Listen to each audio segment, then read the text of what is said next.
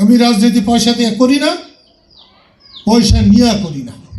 মানুষের কাছ থেকে টাকা নিয়ে একটা গাড়ি কিনতে হবে, ঘর দিতে হবে। আমি ওই রাজনীতি করি না, ওই চান্দাবাজি আমি করি টরি না। মানুষ যখন মানুষের কাছে দয়া চায় সে কখনো সফল হবে না, কখনো না। একজন মেয়র যিনি ছিলেন, সাবেক মেয়র, আসবে যাবে, যতটুকু আমি এই বক্তব্য, দল ক্ষতিগ্রস্ত হয়নি, ক্ষতিগ্রস্ত উনি হয়েছে। যে আমি ইলেকশনে হারাইছিলাম, আমি এত কষ্ট পেয়েছি কারণ আমি ব্যবসা করি না, আমি রাজনীতি করি। আমি রাজনীতি পয়সা দিয়ে করি না, পয়সা নিয়ে করি না। মুসলমান যেমন নামাজ বন্দিগি করে, আমি অমনি করে রাজনীতি করি। হিন্দু যেমন আরাধনা করে, আমি অমনি করে রাজনীতি করি। রাজনীতিতে আমার সাথে কোনো পয়সার কোনো সম্পর্ক নেই। আমি জানি রাজনীতিতে যে পরিমাণ পয়সার দরকার সে পরিমাণ পয়সা আমি সবসময় খরচ করি, করতে চাইও, করি।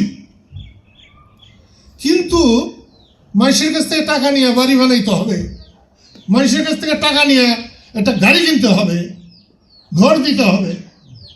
আমি ওই রাজনীতি করি না, ওই চান্দাবাজি আমি করি টরি না। আজকে দুপুরবেলা একজন মানুষ আসছিল, মহিলা, আমি সেই মাটির মধ্যে বসে পড়ে, আমার ভাল লাগে না। আমি জানি হাসরের ময়দানে আমার জায়গা কত লাইন পরে হব, আর যে আইসা আমার কাছে বসে পড়ছিল তার কত আগে হবে আল্লাহ জানে।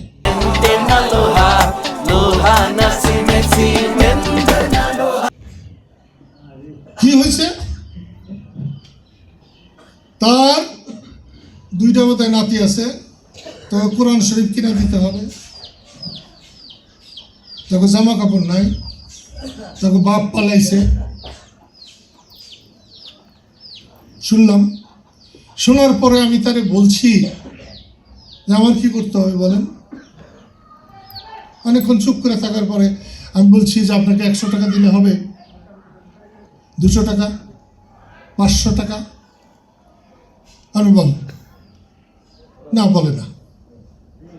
তখন আমি আলমগীরকে বলছি ওনাকে 1000 টাকা দাও। আমার মনে হয় ওনার 1 কোটি টাকা দিলেও গালটা করতো না। জামা কিনবো, অমুক কিনবো। তখন আমি তারে আবার কাছে ডাকছি যে ঠিক আছে, আপনার তো ভালো লাগে নাই, পছন্দ হয়নি,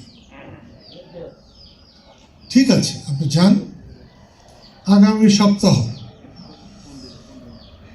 10 জন মানুষের কাছে আপনি চান, এই 10 জনের মধ্যে কেউ যদি আপনাকে 1000 টাকা দেয়, আপনি এসে যা চাবেন আমি তাই দেব।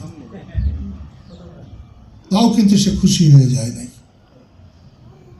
সে আসলে আমি আরো দেব। আমার ছেলেমেয়ের জামা কাপড় কিনি না, আমি যেটা মনে করে ওর নাতিপুতির জামা কাপড় কিনে দেবো, কোনো অসুবিধা নেই। কিন্তু মানুষ যখন আল্লাহর দয়া চায় না, মানুষ যখন মানুষের কাছে দয়া চায় সে কখনো সফল হবে না, কখনো না। আল্লাহ যদি আমার কয়ে দেয় তুই 1 লাখ টাকা দে, তো ওই বেড়ি কইলে কোনো লাভ আছে? আল্লাহ যদি কয়ে দেয় যে ওই গাড়ি যে তোর সামনে গাড়িতে সরস 50 লাখ টাকা দাও, হেঁটে দিয়ে দে।